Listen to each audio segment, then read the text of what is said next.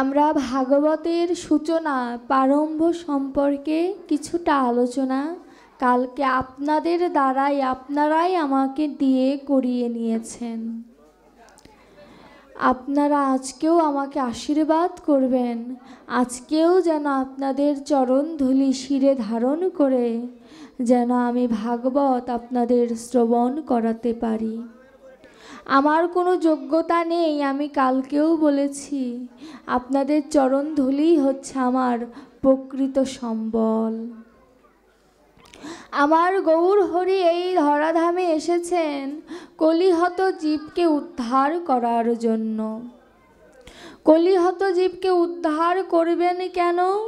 কারণ গৌর হরি জানেন কলির স্বল্পায়ুর মধ্যে এত শাস্ত্রগ্রন্থ পড়ে কখনোই সম্ভব নয় ভগবানকে পাওয়া।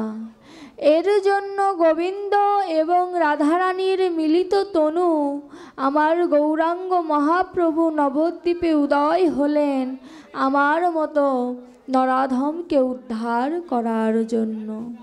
তার স্বরূপ শক্তি নিয়ে তিনি এই ধরাধামে এসেছেন। স্বরূপ শক্তিকে আরেকটি নাম হলো চিত্ত শক্তি।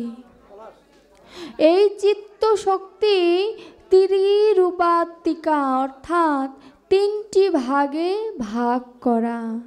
আমরা সকলেই জানি গৌর হরির স্বরূপ এতই মাধুর্যময় যে ভগবান তাকে পেতে চায়, কিন্তু শাস্ত্র বলল এই স্বরূপ শক্তির তিনটি ভাগ করা আছে। তিনটি ভাগের প্রথম ভাগের নাম সন্ধিনী। সন্ধিনী কারা? সন্ধিনী হচ্ছে ভগবান এই ধরাধামে আসার জন্য যাদেরকে মাধ্যম হিসেবে ব্যবহার করে। যেমন বসুদেব আর মাতা দেবকী তার মাধ্যম এই ধরাধামে আসার জন্য। যদিও তিনি অজনী সম্ভবা, তবুও তো বলতে হয় যে দেবকী ভগবান শ্রীকৃষ্ণের মা, বলতে তো হয়। তেমনি এই সন্ধিনী শক্তি হচ্ছে ভগবানের স্বরূপ শক্তির একটি অংশ। ভগবান বললেন যে আমাকে ভজন যদি তুমি করতে চাও সন্তান রূপে, তাহলে আমি যার মাধ্যমে এসেছি আমার পিতা মাতা তাদেরকে সবার প্রথমে সম্মান করো, তবেই তুমি আমাকে পাবে। এরপরে হলো সদ্বৃত, অর্থাৎ শ্রীকৃষ্ণ স্বয়ং আত্মা স্বরূপ। তিনি যখন ভগবান যখন নিজের রূপ আস্বাদন করার জন্য ভক্তদেরকে তার স্বরূপ দেখানোর জন্য যখন অনেক দেব দেবীতে ভাগ হয়ে যায়, এটা হচ্ছে সদ্বৃত। অর্থাৎ আমরা যে ইন্দ্রদেব, মা লক্ষ্মী, মা সরস্বতী এদেরকে যে পূজা করি, এরা হচ্ছে সদ্বৃতের অংশ। ভগবান বললেন যে তুমি যদি আমাকে ভালোবাসতে চাও, তাহলে আমার অংশ বিশেষ যে দেবদেবীগণ আছে তাদের তুমি সম্মান করো। যদি সম্মান না করো, প্রত্যক্ষ পরোক্ষভাবে আমাকেই অপমান করা হবে। কারণ আমি তোমাদের মাঝে যেরকমভাবে বিরাজমান, দেবদেবীর মাঝেও তা সেরকমভাবেই আমি বিরাজমান। এর পরের আরেকটি অংশ হচ্ছে লাদিনী শক্তি। এই লাদিনী শক্তি হচ্ছে আমার রাধারানী শ্রীকৃষ্ণ স্বয়ং পরমাত্মা স্বরূপ। এই জ্ঞানটা ভেতরে রেখে যদি চিন্তা করি যে ভগবান নিজ গুণ আস্বাদনের জন্য নিজ অঙ্গ থেকে যার সৃষ্টি করেন, তিনি হচ্ছেন লাদিনী শক্তি। আমরা সবাই জানি রাধারানী প্রাণ গোবিন্দের বাম অঙ্গের থেকে সৃষ্টি। এর জন্য তার একটি নাম আছে বামা নায়িকা। যার বাম বদন, বাম হস্ত আগে চলে, যার বাম চরণ আগে চলে, তিনিই বামা নায়িকা। ইহজগতের অনেকেই দেখা যায় বামা স্বভাবের, কিন্তু আমার গোবিন্দ বললেন, বামা স্বভাবের তুমি রাধারানীর মতো কখন হতে পারবে জানো? যখন তুমি বাম নয়ন দিয়ে দেখবে যে আমার দক্ষিণ নায়ক আছে কিনা, তখন তুমি রাধা স্বভাবের কিঞ্চিত পেলেও পেতে পারো, কিন্তু ভাবা যাবে না যে আমি বামা নায়িকা। ভগবান বললেন যে তুমি আমার ভক্তকে অনুসরণ করো, অনুকরণ করতে যেও না। আমার ভক্ত এতটাই মহিমা দিয়ে তার দেহখানি গড়া যে কোনো ভক্তের পক্ষে সাধ্য নাই যে আমার রাধার মতো, আমার গোপিকাগণদের মতো আমায় ভালোবাসবে। ভগবান নিজের ভক্তের আসনটা এত উঁচুতে রেখেছে। ভগবান তার ভক্তকে এতটাই ভালোবাসে। ভগবান বললেন যে তুমি যে আমায় ভালোবাসো, আমার দেহটা কি দিয়ে গড়া জানো তুমি? 5টি মুখ্য 7টি গৌণ রসের স্বরূপ হচ্ছে আমার প্রাণ গোবিন্দ। আমরা সবাই বলি আমার গোবিন্দর স্বরূপটা, স্বরূপ দিয়েই তার দেহ গড়া। স্বরূপ অর্থ যে 3টি বিশ্লেষণ দিলাম, ভাবি এই 3টি দিয়েই হয়তো আমার গোবিন্দ গড়া, কিন্তু শাস্ত্রকার বলল, ওরে ভক্ত, আমার প্রাণ গোবিন্দের দেহ 5টি মুখ্য 7টি গৌণর চরম ও পরম মূরতি হচ্ছে আমার প্রাণ গোবিন্দ। নিজ প্রেম আস্বাদে মোর হয় যে আহ্লাদ, তাহা হইতে কোটি গুণ রাধা প্রেম সাদ। নিজের গুণ আস্বাদনে যতটা শান্তি পায়, তার থেকেও বেশি শান্তি পায়, কোটি গুণ বেশি শান্তি পায় রাধারানীর প্রেম আস্বাদন করার জন্য। রাধারানীকে যদি বলি তিনি ভক্ত স্বভাবের প্রধানা নায়িকা, তাহলে চিন্তা আসে কেন ভগবান বিষয়বস্তু হয়ে আশ্রয় তত্ত্বের দিকে ভগবানের এত আকর্ষণ কেন? ভগবানের মনে বাসনা যে আমার ভক্ত যে আমায় ভালোবাসে। আমি তো ভক্তের জন্য কিছুই করতে পারি না, তবুও কেন ভক্ত আমায় ভালোবাসে এটা জানার বড় আমার স্বাদ। তাই তো গোবিন্দ ভগবানের ভগবত্ব ছেড়ে দিয়ে ভক্ত স্বভাব ধারণ করে তিনি এই ধরাধামে এসেছেন। ভক্তকে কৃষ্ণ নামে কাঁদাবে বলে তিনি এই ধরাধামে এসে বলছে, একবার কৃষ্ণ কহ।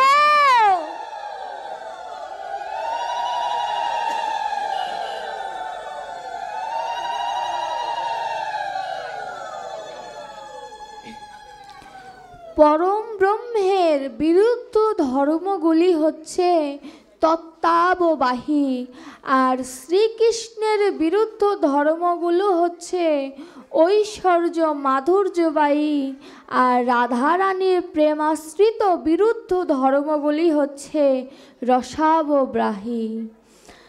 পরমাত্মা, পরম ব্রহ্ম, ভগবান শ্রীকৃষ্ণ এবং রাধারানী তিনজনকে যদি 3 পাশে দাঁড় করাই, প্রত্যেকেরই বিরুদ্ধ ধর্ম, অর্থাৎ একজনের যে আচার আরেকজনের সাথে তা মিলবে না। রাধারানীর বিরুদ্ধ ধর্মগুলো হচ্ছে রসগ্রাহী, অর্থাৎ তার যে প্রেম সে আর কিছু বোঝে না, সে রসটাকে মূল্যায়ন করেছেন। আমার ভগবান শ্রীকৃষ্ণের যদি বিরুদ্ধ ধর্মগুলো চিন্তা করি, তা ঐশ্বর্য এবং মাধুর্যবাহী, অর্থাৎ ভগবান শ্রীকৃষ্ণ তিনি তো বিষয়বস্তু, তিনি ভক্তি জানে না, এর জন্য তার ভেতরটা ঐশ্বর্য মাধুর্য দিয়ে গড়া। আর আমার পরম ব্রহ্মের বিরুদ্ধ ধর্মগুলি হচ্ছে তত্ত্বাববাহী, অর্থাৎ তত্ত্ব যত জানব পরম ব্রহ্ম সম্পর্কে আমার তত জ্ঞান হবে। কিন্তু শাস্ত্রকার বললেন তত্ত্বের ভিতরে ঢুকতে যেও না, তত্ত্ব যত শুনবে তত গর্তে পড়ে যাবে। কারণ গর্ত থেকে ওঠার জন্য যে মইয়ের প্রয়োজন, সেই মই নামক গুরুদেব এই বিশ্ব ব্রহ্মাণ্ডে খুবই কম আছে। এর জন্য তত্ত্বের দ্বারা পরম ব্রহ্মকে জানতে যেও না, তুমি রসের মাধ্যমে প্রাণ গোবিন্দকে জানার চেষ্টা করো। তাহলে তুমি প্রাণ গোবিন্দের মধ্যেই পরম ব্রহ্মের খোঁজ পেয়ে যাবে। ভগবান বললেন যে তুমি যদি আমায় পেতে চাও তাহলে কি করবে? তুমি আমায় পেতে হলে নিজের সম্পূর্ণটা আমার চরণে দিয়ে দাও। ভগবান বললেন যে আমি, ভগবানকে ভক্ত বলছে যে আমি তো সংসারী জীব, আমার তো কোনো ক্ষমতা নেই, আমি কি করলে তোমায় পাবো, তুমি কি আমায় বলে দিতে পারো? ভগবান বললেন যে তুমি শাস্ত্র খুলে দেখো, কত অভক্তকে বা কত ভক্ত যার কোনো সামর্থ্য নাই আমাকে ভালোবাসবে, তাদেরকে আমি নিজের করে নিয়েছি। তার প্রমাণ কি? মাধব পাটনি। মাধব পাটনি তিনি ছিলেন পাটনি স্বভাব, অর্থাৎ যে নৌকা চালায় তার নাম হয় পাটনি। শ্রীরাম যখন ত্রেতা যুগে ছিলেন তখনকার নীলা হচ্ছে মাধব পাটনি। মাধব পাটনির ওই নৌকার দ্বারা যতটুকু তার আয় হতো ততটুকুই তার সম্বল, এছাড়া তার কিছু ছিল না।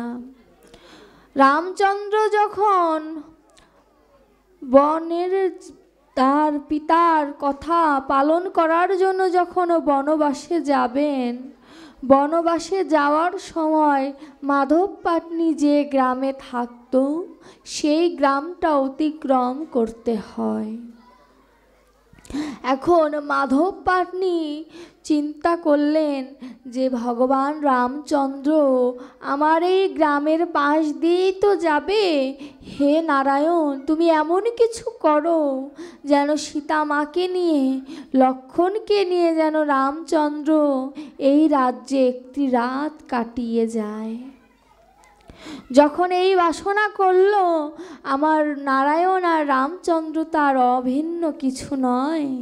রামচন্দ্র বুঝতে পারলেন ভক্তের সাজ জেগেছে যে তাকে পার করে দেবে। দেখুন আমরা মনোবাসনা এমন করি যে গোবিন্দ যেন আমায় পার করে দেয়, আর এদিকে মাধব পাটনি বলছে হে নারায়ণ আমায় তুমি আশীর্বাদ করো, আমি যেন রামচন্দ্রকে পার করে দেই। ভক্ত চিন্তায় আমার গোবিন্দর চিন্তা, শ্রীরামের চিন্তা, এরা তো সকলে অভিন্ন তনু, একই জিনিস।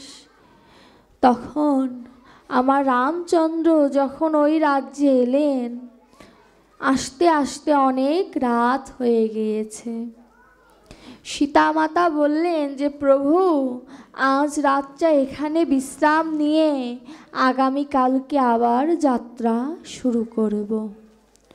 তখন সেই রাজ্যের রাজা কাছে রামচন্দ্র আর্জি জ্বালালেন যে তার গৃহে একটি রাত সে কাটাবে, কিন্তু রাজ্যে নয়, প্রজাদের সাথে, কারণ বনবাসের সময়টা শুরু হয়ে গেছে, সে প্রাসাদের ভিতরে থাকবে না। প্রজাদেরও মনোবাসনা ছিল রামচন্দ্রের জীবনী সম্পর্কে তারা কথোপকথন করবে। তো সে রাতে মাধব পাটনি সহ তার প্রতিবেশী যারা ছিল সকলকে নিয়ে সুন্দর একটি আপনাদের মতো সাধুর বাজার তৈরি করেছে। যখন অহল্যা পাশানি থেকে উদ্ধার হয়ে গেল, এই নীলা যখন শ্রবণ করলেন সকল ভক্ত, মাধব পাটনির ভিতরে আরও আশা জেগে উঠল যে আমার রামচন্দ্রই বোধ হয় গোবিন্দ, আমার নারায়ণ স্বরূপ হতে পারে। কারণ যখন অপ্রাকৃত নীলাবস্তু যখন এই প্রাকৃত জগতে কেউ যদি দর্শন করে বা শ্রবণ করে, ভগবান যদি তাদের মাঝে থাকে, কিঞ্চিত হলেও তো ভক্তি আসবে। কিন্তু আমার মতো অধমের পক্ষে হয়তো তা কোনোদিন হবে না। কারণ মাধব পাটনি বিশ্বাস করেছে যে শ্রীরামের স্পর্শে অহল্যা পাষাণী থেকে মানবী হয়ে গেল, কিন্তু আমি তো বিশ্বাস করতে পারি না। ভগবান বললেন, আগে বিশ্বাস করো। একবারও যদি আমার মনের মাঝে যদি তোমার বিশ্বাস উদয় হয়, আমি ভগবান কথা দিচ্ছি তোমার মনের মধ্যে একদিন না একদিন আমারও উদয় ঘটবে। যখন শ্রীরামচন্দ্রের অপূর্ব নীলা মাধুর্য শ্রবণ করছেন, তখন রাজা বলছে যে আগামীকালকে তো শ্রীরামচন্দ্র নৌকা পার হবে, কে নৌকা দেবে আমাকে একটু বলো। ওই রাজ্যের যারা ধনী ধনী নৌকা ব্যবসায়ী, তারা বললেন যে শ্রীরামচন্দ্র যদি আমার নৌকায় ওঠে তবেই তা মানানসই, কেন আমার নৌকা সর্বাপেক্ষা দামি। এই যে অহংকার হয়ে গেল। ভগবান সব সহ্য করতে পারে, কিন্তু অহংকার কোনোদিন সহ্য করতে পারে না। যখনই ওই বড় বিক্রেতা, বড় নৌকা ব্যবসায়ী যখন বলল যে আমার নৌকায় মানানসই শ্রীরামচন্দ্রের জন্য, শ্রীরামচন্দ্র চুপ করে আছে। আর মাধব পাটনি নয়ন জলে ভেসে ভেসে রাজাকে বলছে, হে রাজা, তোমাকে একদিন আমি শত্রুর আক্রমণ থেকে বাঁচিয়েছিলাম। সেদিন তুমি আমাকে বলেছিলে যে তুমি আমার কাছে কি চাও। সেদিন আমি বলেছিলাম যে আজ চাইব না, চাওয়ার মতো যেদিন সময় আসবে সেদিন চেয়ে নেব। আজ সেই চাওয়ার সময় এসেছে। রাজা বলল, কি চাও তুমি আমার কাছে বলো। তখন রাজার কাছে মাধব পাটনি বললেন যে হে রাজা, আমি তেমন কিছু চাই না, আপনার কাছে একটি আমার আর্জি, একটি নিবেদন, যে শ্রীরামচন্দ্র যেন আমার এই ভাঙা নৌকায় দেহটা পার হয়। ভাঙা নৌকায় যেন দেহটা পার হয়, এখানেই কথা। কি বলল? ভাঙা নৌকায় যেন পার হয়। এর উত্তরটা আরও সামনে মাধব পাটনির মুখেই আমরা শুনব। যখন রাজার কাছে এমন কথা নিবেদন করল, রাজা বলছে ঠিক আছে। সকাল হয়ে গেল। শ্রীরামচন্দ্র, সীতামা এবং লক্ষ্মণদেব তিনজনই আসলেন নৌকার কাছে। এসে দেখেন যে নদীতে কোনো নৌকা নেই, একটি মাত্র নৌকা ঘাটে বাঁধা। কেন? আগের দিনই তো বলা হয়ে গেছে যে মাধব পাটনির নৌকাই ভগবান ওই পার যাবে। মাধব পাটনি ভগবানকে দর্শন করেও যেন করল না। কেন? নীলা আস্বাদন করবে বলে। আমরা করি নীলা স্মরণ, আর তারা করেছে নীলা আস্বাদন। কেন? আমার নীলা স্মরণ করতে গেলে আমার দেহের ভেতরে ভক্তির প্রয়োজন আছে, অন্তত সেই ভক্তি আমার নেই। আর তারা আস্বাদন করে কেন? তাদের ভক্তিযুক্ত মন আছে, তাই তারা আস্বাদন করে।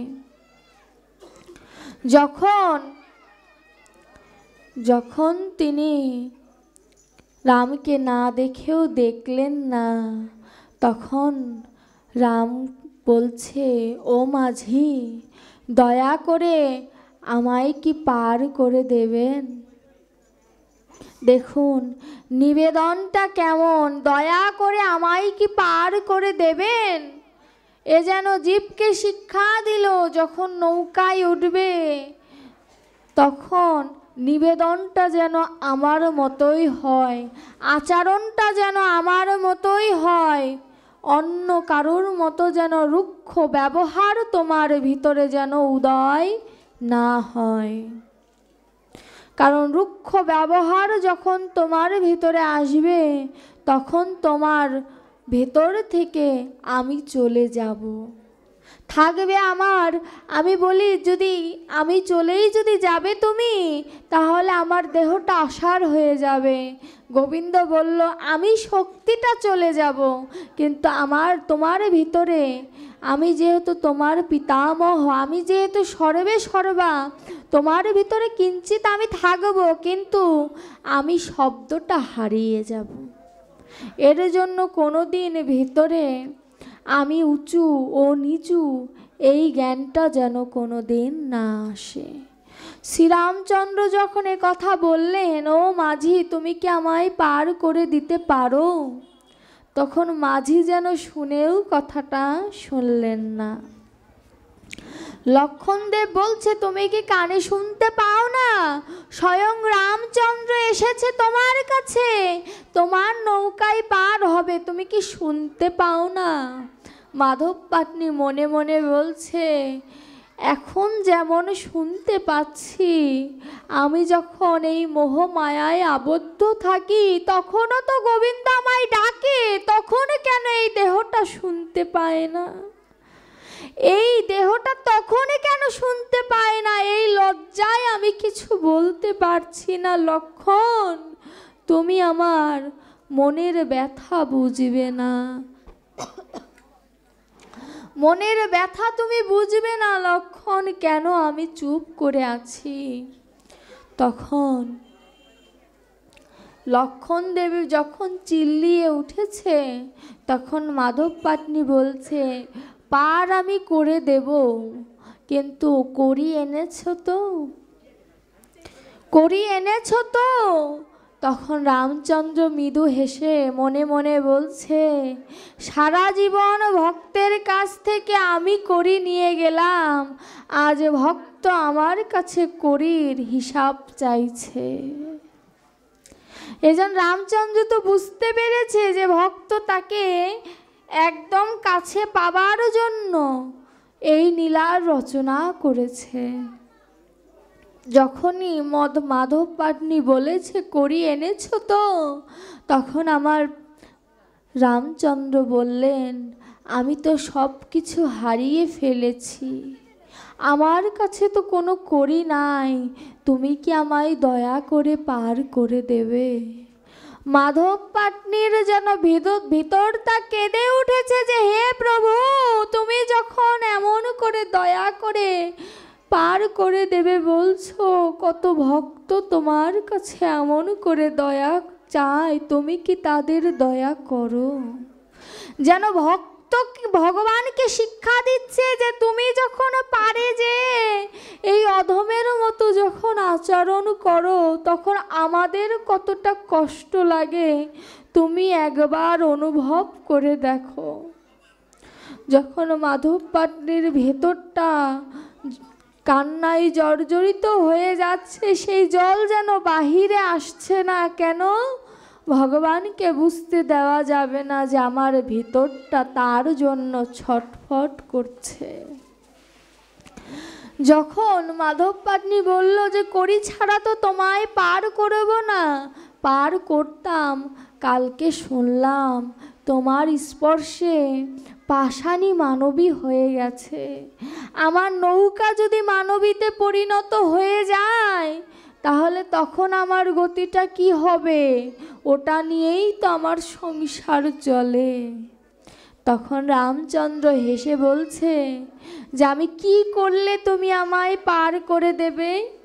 তখন মাধব পাটনি বলছে যদি তুমি চরণ ধৌত করে সেই চরণ যদি আমার কাঁধে ওঠো, কাঁধে উঠে আমি তোমাকে নৌকায় নিয়ে যাব এবং তোমার চরণটা তুমি সমান করে এমনভাবে দেবে যেন চরণটা আমার হৃদয়ে স্পর্শ করে, নৌকায় যেন স্পর্শ না করে। দেখুন কতটা সুন্দর ভক্তের প্রেমের ভালোবাসা যে তুমি চরণ ধৌত করে তোমায় কাঁধে করে আমি নৌকায় নিয়ে যাব, এমনভাবে চরণটা রাখবে ষাট করে, যাতে আমার হৃদয়ে চরণটা স্পর্শ করে। রামচন্দ্র বললেন ঠিক আছে। মাধব পাটনি নিজে চরণ দুটো ধুইয়ে দিচ্ছে, যেন নয়ন জলে চরণ দুটো ধুইয়ে দিচ্ছে, আর মনে মনে বলছে প্রভু আমার কোনো যোগ্যতা নাই, তোমার চরণ দুটো আমি ধুইয়ে দেব, তুমি আজ কৃপা করে আমার কাছে এসেছো, তাই তো তোমার চরণ দুটো ধোয়ানোর ভাগ্য আমি পেলাম। আর শ্রীরাম যেন মনে মনে বলছে ভগবানকে যদি নাও পাও, একবার গুরুদেবের চরণ দুটো ধুইয়ে দিও। ওই গুরুদেবের চরণ দুটো গুরুদেবের মনে করো না, ভেবো যে আমি সাক্ষাৎ গুরুরূপে তোমার সামনে বসে আছি। ওই গুরুদেবের চরণ দুটো তুমি ধুইয়ে দিও। আমার ভাগ্যে তাও হলো না।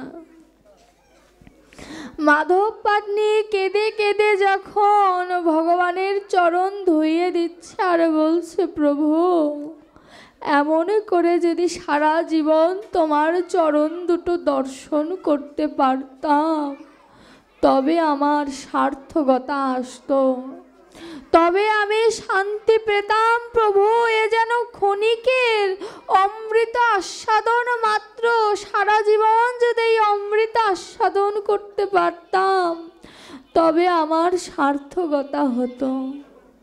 ভগবানকে পা ধুইয়ে যখন কাঁধে নিয়েছে, কাঁধে নিয়ে ভগবানের চরণ দুটো হৃদয় মাঝে জড়িয়ে ধরে বলছে প্রভু এই দেহের যত জ্বালা যাতনা ছিল সকলে যেন তোমার ওই চরণের স্পর্শে যেন দূরীভূত হয়ে গেল। প্রভু ভগবানকে এমনভাবে হাঁটছে যাতে ভগবান ভয় পায়, ভগবান যেন ভক্তকে আষ্টে পিষ্টে ধরে, এমনভাবে মাধব পাটনি হাঁটা চলা করছে। রাম বলছে আমি তো পড়ে যাব, ভগবান বলছে দেখুন আমি তো পড়ে যাব।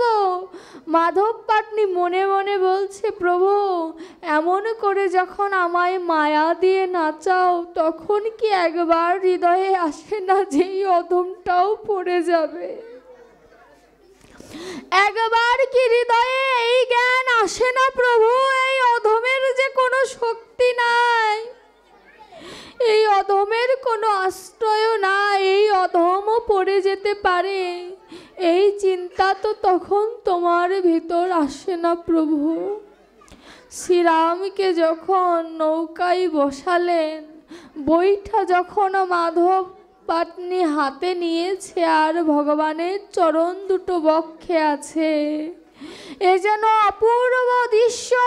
শাস্ত্রকার বলল যার নয়ন আছে একবার চোখ বন্ধ করে মাধব পাটনির দৃশ্যটা দেখে নাও, একবার দেখে নাও।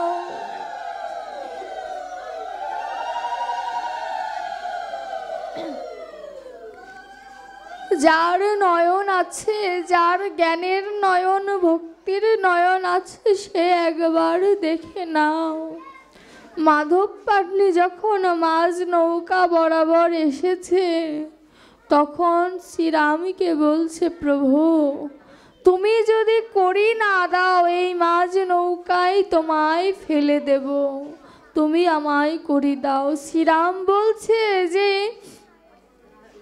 আমি তো তোমায় বললাম আমার কাছে করি নেই, তবু কেন করি চাইছো আমার কাছে? বলছে প্রভু আমি তোমায় চিনেছি, তাই তো বারে বারে এতক্ষণ মাধব পাটনি মনে মনে কথাগুলো বলছিল, এবার সাক্ষাতে বলছে গোবিন্দ হে রামচন্দ্র আমি তোমায় চিনেছি, এর জন্যই তো বারে বারে করি চাইছি যে আমায় করি দাও। তুমিও তো বারে বারে ভক্তের কাছে করি চাও, তখন তো আমরাও নিরুপায় হয়ে তোমাকে বলি যে আমার কোনো করি নাই। শ্রীরাম তখন মাধব পাটনিকে স্বরূপ দেখাতে বাধ্য হয়েছিলেন, কৃপা করতে বাধ্য হয়েছিলেন, নৌকার মাঝে, তখন মাধব পাটনি সহ এই জীব জগৎকে একটি আশীর্বাদ করেছিলেন যে কোনো ভক্ত যদি এই নৌকার মাঝে বরাবর এসে যদি কোনো একল ওকল যদি না পায়, শ্রীরামের চরণ দুটো একবার স্মরণ করো, আমি রাম কথা দিচ্ছি আমি তোমায় রক্ষা করব। আর মাধব পাটনিকে জিজ্ঞাসা করলো যে মাধব তুমি কি চাও আমার কাছে? তখন মাধব পাটনি বলল যে হে গোবিন্দ, হে প্রাণবন্ধু, হে মাধব, হে দয়াময়, আমার নামও মাধব, তোমার নামও মাধব, কিন্তু তোমার কাছে আমার চাইবার একটি জিনিসই আছে। যখন তুমি নীলা করার জন্য এই ধরাধামে আসবে, আমায় তুমি নিয়ে এসো। তখন রামচন্দ্র জিজ্ঞাসা করেছিল কেন আসবে তুমি? বলল আমি কেন আসবো জানো? যাতে তোমার ওই দুটো চরণ আমি সারা জীবন এই হৃদয়ে মাঝে রাখতে পারি। এক যুগ এই চরণ হৃদয়ে রেখে কোনো শান্তি নেই প্রভু। জন্ম জন্মান্তর যদি তোমার ওই চরণ আমি হৃদয় মাঝে পাই, তবে আমার সার্থকতা প্রভু। বুঝে তুমি পাবে, এছাড়া আর কিছু চাই নাকি বলো? তখন যেন আমাদের হয়ে বলছে প্রভু, ইহ জগতে আমরা যারা এসেছি, তুমি যাদেরকে পাঠিয়েছ, আমরা মোহমায়ায় আবদ্ধ হয়ে তোমায় ভজন করতে ভুলে যাই, তোমায় ভালোবাসতে ভুলে যাই। তোমার কাছে চাওয়ার একটি জিনিসই আছে প্রভু। যখন আমি এই কলিহত জীব, আমার মতো অধমেরা যখন ঘাটে আসবে, তুমি তাদেরকে ফেরত পাঠিয়ে দিও না। বলছি সবাইকে যদি আমি উদ্ধার করে দেই, তাহলে তো কেউই এই ধরাধামে থাকবে না। তখন ভগবানকে মাধব পাটনি বলছে প্রভু, যারা অন্তত ঘাটে এসে নত স্বীকার করে, তাদের অন্তত একবার পার করে দিও, তাদের অন্তত আরেকটি সুযোগ দিও তোমায় ভজন করার জন্য।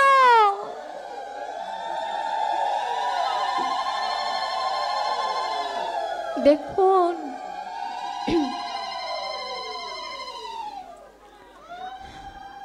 দেখুন ভক্ত এটাকেই বলে, ভক্ত কখনো নিজের জন্য চায় না। ভক্ত সর্বদা জীবের উদ্দেশ্যে চায় যেন জীবের উদ্ধার হয়ে যায়, জীব যেন কোনো দিন অসন্তুষ্টিতে ভোগ না করে, জীব যেন মোহমায়ায় আচ্ছন্ন না থাকে। ভক্ত হচ্ছে চার প্রকারের। এক হচ্ছে আর্ত ভক্ত, যে বিপদে পড়লে ভগবানকে ডাকে, সে হচ্ছে আর্ত ভক্ত। অর্থাৎই ভক্ত, অর্থাৎ যে কিছু পাওয়ার জন্য প্রাণ গোবিন্দকে ডাকে, সে হচ্ছে অর্থাৎই ভক্ত। এরপরে হচ্ছে জিজ্ঞাসু ভক্ত, যে জ্ঞানের দ্বারা ভগবানকে ডাকতে চায়, সে হচ্ছে জিজ্ঞাসু ভক্ত। আর আরেকটি ভক্ত আছে জ্ঞানী ভক্ত, যে জ্ঞানের দ্বারা, যে ভক্তির দ্বারা ভক্তকে পেতে চায়, সেই আসল ভক্ত।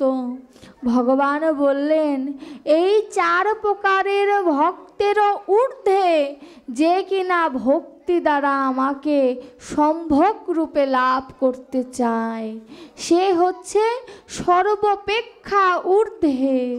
ভগবান বললেন তুমি ঊর্ধ্বগামী হও, নিম্নগামী হইও না। একবারও যদি ঊর্ধ্বগামী হতে পারো, তবে তোমার মনের ময়লা ঘুচে যাবে। এই হৃদয় দর্পণে তুমি আমায় দেখতে পাবে। যদি বলি যে আমি সেই ভক্ত সঙ্গ করব কেমন করে? শাস্ত্রে বললেন কোটি কর্মনিষ্ঠ মধ্যে একজন শ্রেষ্ঠ, কোটি শ্রেষ্ঠ মাঝে একজন মুক্ত, কোটি মুক্ত মাঝে একজন ভক্ত।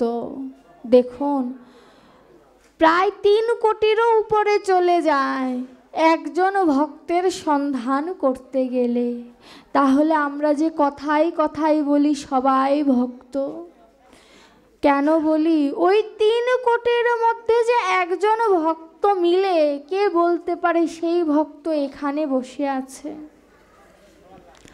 ভগবান বলেছে আমার ভক্ত এমন একটি পরশমণি, যে সেই পরশমণিকে যদি কেউ স্পর্শ করে সেও পরশমণিতে রূপান্তরিত হয়ে যায়। এর জন্য তুমি একজন ভক্ত আরেকজন অভক্ত এই জ্ঞান ভিতরে এনো না, অপরাধ হয়ে যাবে। এই অপরাধ থেকে বঞ্চিত থাকো, তবেই আমাকে তুমি পাবে।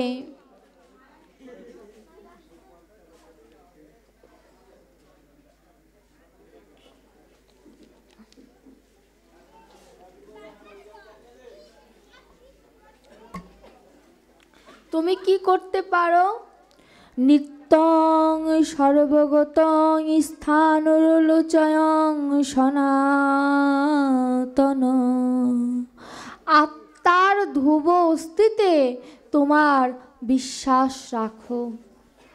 ধ্রুব অস্থি কেন বললেন? আমরা সকলেই জানি আমার ভিতরে আত্মা আছে, কিন্তু ভগবান বললেন আত্মার যে ধ্রুব অস্তিত্ব, অস্তিত্বের প্রতি তোমার বিশ্বাসটা রাখো। অর্থাৎ আমার আত্মাই যে আমার প্রাণ গোবিন্দের অংশ, এই যে ধ্রুব সত্য, অর্থাৎ এই সত্য কোনোদিন মিথ্যা হবে না, এই সত্যের উপরে তোমার বিশ্বাস রাখো। হে সনাতন, তুমি যদি বিশ্বাস রাখতে পারো তবেই তোমার ভেতরে ভক্তির সঞ্চার হবে। ভক্তির সঞ্চার যদি একবার হয়ে যায় তবেই যে তোমার এই দেহ রথটা, এই রথটাকে গোবিন্দ সারথি স্বরূপ নিয়ে যাবেন। এই যে আমরা পঞ্চপ্রদীপ দিয়ে যে আরতি করি, বিভিন্ন কিছু দিয়ে যে আরতি করে বৈষ্ণবেরা, পুরোহিত মশাইরা, কেন এই আরতির মধ্যে, এই যে আরতি তত্ত্ব, আরতির মধ্যে বিশাল একটি বৈষ্ণবীয় ধারা লুকিয়ে আছে। আমি কিঞ্চিত ব্যাখ্যা করব, আমার তো যোগ্যতা নেই, আপনাদের আশীর্বাদে আমি কিঞ্চিত ব্যাখ্যা করার চেষ্টা করব। আরতি তত্ত্বটা কি? আরতি তত্ত্বের প্রথমে হচ্ছে ধূপ। ধূপ হচ্ছে ক্ষিতি তত্ত্ব। ক্ষিতি তত্ত্ব হচ্ছে আমার দেহের প্রতীক। আমার এই যে দেহটা, আরতির যে যত সামগ্রী আছে সকল কিছুই আমার দেহ। এই সকল কিছু ভগবানের সমর্পণই এক প্রকার আরতি। ক্ষিতি তত্ত্ব এই দেহের প্রতীক, এই দেহটাকে গোবিন্দ ধূপের দ্বারা সমর্পণ করতে বলছে। ডক্টর মহানম্রতজি বললেন এই দেহটা একটি ধূপপচির মতো। এই দেহের মধ্যে যদি তুমি ধূপ দাও তবে ধূপের গন্ধ পাবে, আর এই দেহের মধ্যে যদি তুমি শুটকি মাছ দাও শুটকি মাছের গন্ধই তো পাবে। অর্থাৎ যে ভক্ত এই দেহ ধূপের মধ্যে ধূপ দিতে পারে তখন তার দেহ সমর্পণ করা সার্থক। এরপরে হচ্ছে আমার পঞ্চপ্রদীপ। ভগবানকে আরতি করতে গেলে পঞ্চপ্রদীপ লাগবেই লাগবে। এই পঞ্চপ্রদীপ হচ্ছে তেজ তত্ত্ব, অর্থাৎ আমার দেহটা যে পঞ্চভূতে তৈরি, ক্ষিতি অপ তেজ মরুদ বোম, এই যে 5টি জিনিস দিয়ে যে আমার দেহটা তৈরি, এই পঞ্চ প্রাণ সমর্পণ করো। আমার দেহের সকল দেহটা তো সমর্পণ করেই দিয়েছি, দেহের ভিতরে যে পঞ্চভূত রয়েছে ভগবান বললেন এই পঞ্চ প্রাণটাকে তুমি আমার চরণে সমর্পণ করে দাও। এই প্রদীপটা যেমন প্রজ্বলন করতে ঘিয়ের প্রয়োজন, পলতের প্রয়োজন, তদ্রূপ আমার দেহ মাঝে ভক্তি স্বরূপ ঘিয়ের মধ্যে গুরুদেবের বীজ মন্ত্র স্বরূপ বলতে দ্বারা কেউ যদি ভগবানের অপ্রাকৃত নীলার প্রেম মাধুর্য যদি একবার প্রজ্বলন করে দিতে পারে, তার এই হৃদয় মন্দির আলোকিত হয়ে যায়। হরি বল।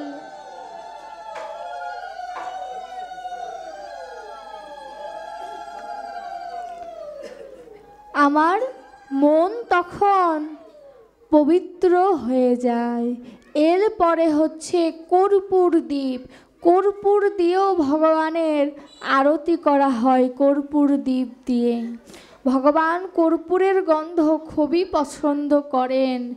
এই কর্পূর দ্বীপ হচ্ছে বায়ু তত্ত্ব, অর্থাৎ মন বুদ্ধির প্রতীক। মনকে সমর্পণ করো।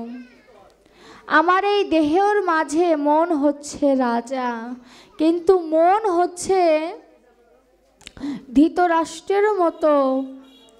এই মনটা ভগবান বলেছে যে এই কুরুক্ষেত্রের যুদ্ধে তুমি জয়লাভ করো।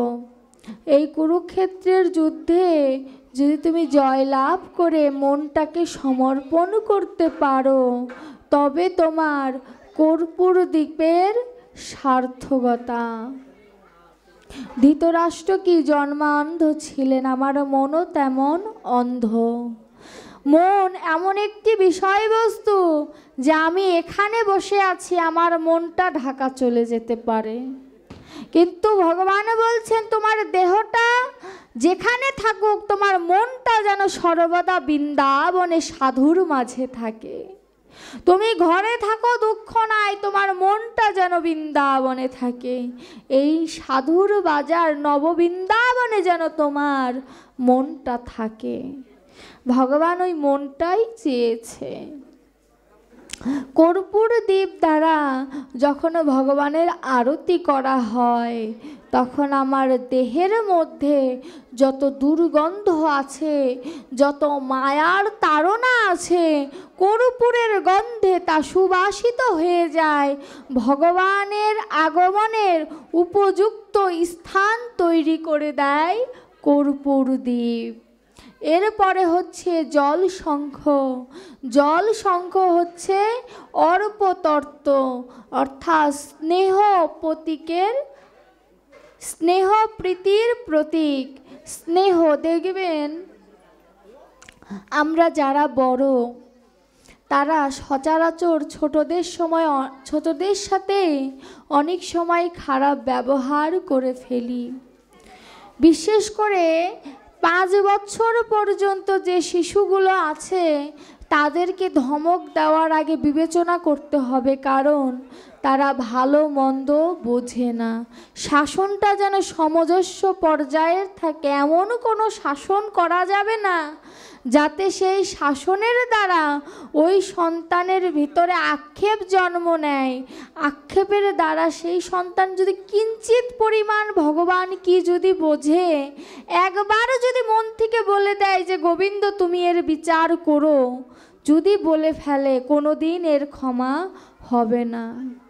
এর জন্য ছোট বাচ্চাদের প্রতি স্নেহ প্রীতির জন্মের প্রয়োজন আছে। হৃদয় পাত্রের যে পবিত্রতা, তা প্রীতির স্বরূপ গোবিন্দকে যদি একবার সমর্পণ করা যায়, তবেই জল শঙ্খের দ্বারা আরতি করা সার্থক। এরপরে হচ্ছে বস্ত্র। বস্ত্র অর্থাৎ আকাশ তত্ত্ব। আকাশ তত্ত্ব লয়, ভয় এবং লজ্জা প্রীতির প্রতীক। লজ্জা একটি নারী হোক আর একটি পুরুষই হোক, লজ্জাই হচ্ছে তার ভূষণ। ভগবান বললেন আমাকে ভজন করতে গেলে যেন লোক লজ্জা ভয় যেন না থাকে, কিন্তু বাহ্যিক সমাজে তুমি যখন যাবে তোমার দেহটা যেন ঢাকা থাকে। কিন্তু বর্তমানে 12 হাত শাড়ি দিয়েও আমার মায়ের শরীর ঢাকে না। ঢাকে বাবা? ঢাকে না।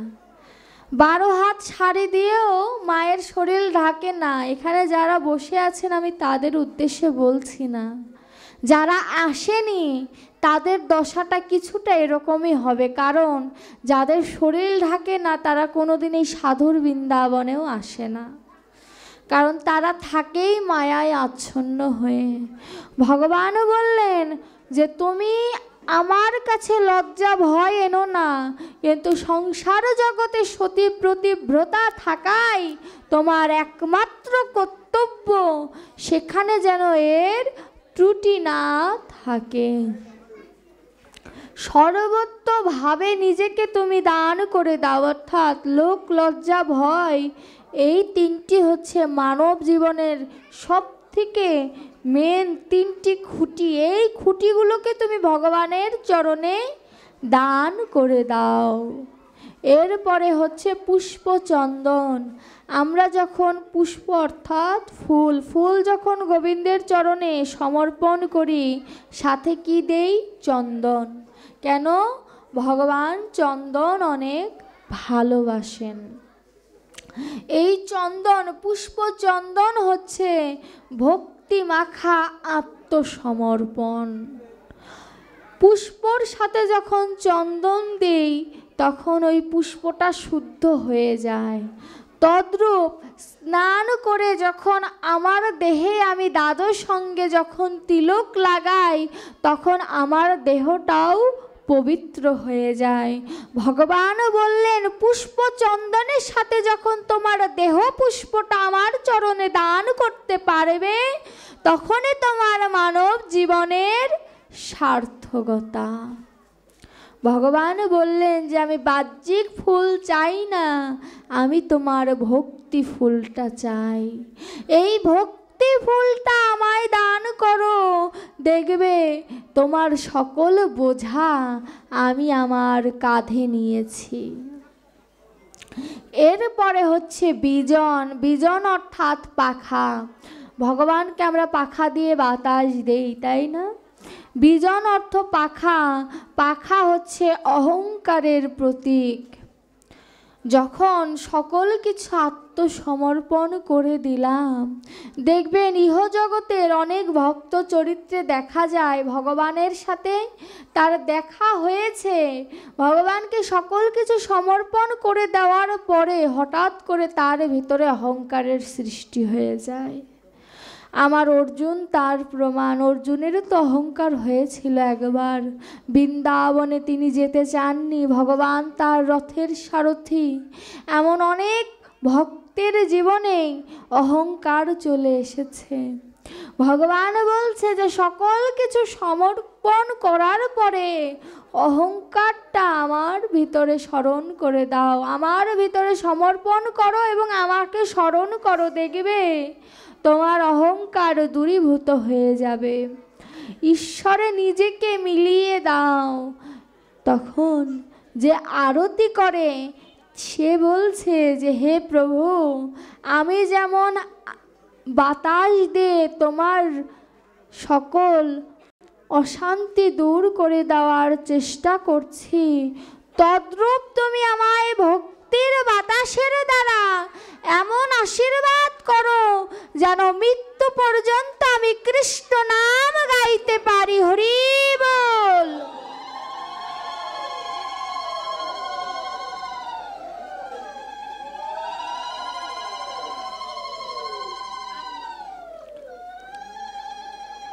হরি বল। আমি যেন মৃত্যু পর্যন্ত কৃষ্ণ নাম গাইতে পারি। এই যে আমরা যেখানেই যাই প্রত্যেকটি পাঠক বলি কৃষ্ণ নাম করো, ভজন করো। আচ্ছা, গোবিন্দ কি শুধু আমাদের? গোবিন্দ কি আর কারণ নয়? গোবিন্দ কি আর কারণ নয়? শুধু কি সনাতন ধর্মের?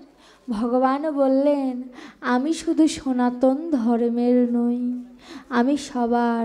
নাসির ও মামুদ নামের একজন অন্য ধর্মাবলম্বী একজন ছিলেন নাসির মামুদ, যাকে বৈষ্ণব পদাবলীর পদকর্তাও বলা হয়। দেখুন, নাসির মামুদ মুসলমান হওয়ার সত্ত্বেও তাকে বৈষ্ণব বলা হয়েছে কেন? আমার রবীন্দ্রনাথ ঠাকুরও তো পদ লিখেছেন, ভানু সিংহের পদাবলী আমরা তাকে বলি। তাকে তো বলি না যে বৈষ্ণব পদ, কিন্তু নাসির মামুদের প্রত্যেকটি পদকে বৈষ্ণব পদ বলা হয় কেন? কারণ রবীন্দ্রনাথ ঠাকুরের ভিতরেও হয়তো কিঞ্চিত ভক্তির কমতি ছিল, কিন্তু নাসির মামুদের মধ্যে সেই ভক্তির অভাব ছিল না। আমার গুরুমুখে উত্তর আগস্টের সময় এই নাসির মামুদের জীবনীটা আমার শোনা। নাসির মামুদ মা বাবা হারা একজন ছেলে। নাসির মামুদ ছোটবেলা থেকে একজন ব্রাহ্মণের ঘরে পালিত হয়েছে। দেখুন, গান লিখতে গেলে, পদ লিখতে গেলে তাকে সনাতন ধর্মেরই হতে হবে এরকম কোনো বিধিবিধান নেই। গান বা পদ লেখার জন্য মনের প্রয়োজন। এর জন্য লেখক গায়কের ধর্মটা মেন নয়, ভক্তিটা মূল। যখন নাসির মামুদ ব্রাহ্মণের ঘরের পাহারা দিত, নাসির মামুদ একদিন চিন্তা করলেন যে ব্রাহ্মণ যে প্রতিদিন রাধাকৃষ্ণের সেবা দেয়, এই রাধাকৃষ্ণকে সেবা দিয়ে কি লাভ?